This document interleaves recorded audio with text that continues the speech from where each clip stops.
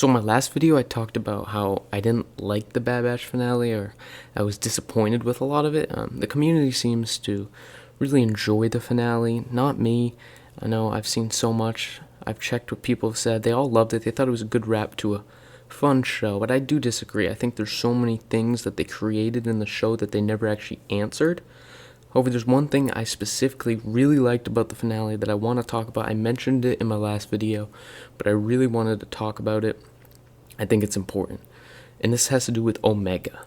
See, we see in an episode that Ventress comes and kind of trains Omega.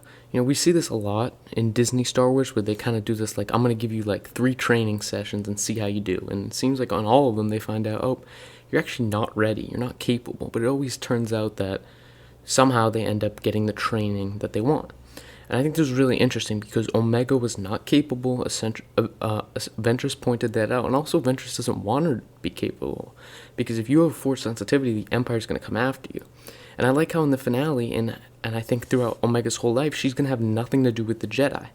We see a lot in Disney Star Wars that, oh, this character is now force sensitive, or this character is now force sensitive. So now they have a lightsaber, and now they're going to go fight for the rebellion or the resistance or whatever's coming up.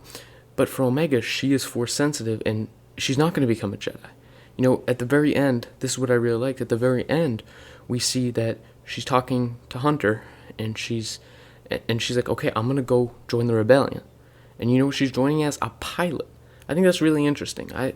Especially how Disney has made everyone a Jedi, everyone that shouldn't be force sensitive. This like, oh, this person's now force sensitive, and this person, oh, they have some force sensitivity. You know, they put it on Finn, but I guess the Finn one, that was planned. But Sabine, it seems like a lot of characters they're giving force sensitivity to, and the problem is that the force is magic. You know, when we were watching the original trilogy, you see that there's only a tiny amount of people that actually have this power, and the rest are just normal people. Now the prequels kind of, you know, you see all these Jedi, but then it's like, okay, but the Jedi found these kids. Like if you think about the scale of all the people in the galaxy, this is actually a small amount of people, so it still kept the proportions, you know, fair.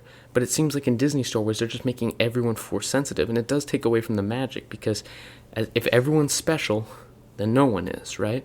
So I think that this finale, out of all of its flaws that I talked about in my previous video, out of all of its flaws, I think they really nailed this, because I want to see Omega's story. You know, when she first came in, she was annoying, okay? I think most of everyone could say that she was annoying, but I really like Omega at the end of the show. I think her story arc was great.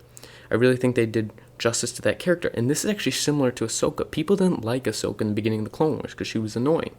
But then people started to fall in love with the character because of all the things the character's been through and the time that you spend with the character. And we spent time with Omega over these 3 seasons. As I said, I like this show. I've talked about before when people were hating on the show when it was quote-unquote filler, I defended this show. I think the show was really good. I just think the finale wasn't great. I was really excited for this show. I think the second half of season 3 was not that great. I think it was just a whole lot of nothing and a whole lot of we're back in the same place over and over again, and we didn't get much progress. I also didn't like there was not a lot of character development in this season. You know, season 2 I think was really amazing. I really liked season 2. A lot of character development. A lot of people call those episodes filler, but it was a lot of character development in there. And I just think this finale was disappointing, but I am happy that they chose to, you know, not go the force sensitive route with Omega, because then it feels more special again. It feels like the magic that it was intended to be back in the original trilogy. So I'm really happy for that, and I'm really excited to see what Omega does. You know, I don't think we'll see her in like the Mandalorian movie. It's possible. I hope that we see her again, and I hope we see the whole Bad Batch again. You know, in season 7 of the Clone Wars, when we first get introduced to the Bad Batch, it's actually George Lucas's last story. That was his last story that he was going to create before he sold Lucasfilm, and he had like rough plans for it, but I don't know if they took his route. They probably didn't take his exact route, but George did plan on making a show about the Bad Batch. And I think it's a really good show. I think they're all unique. I think they're all amazing.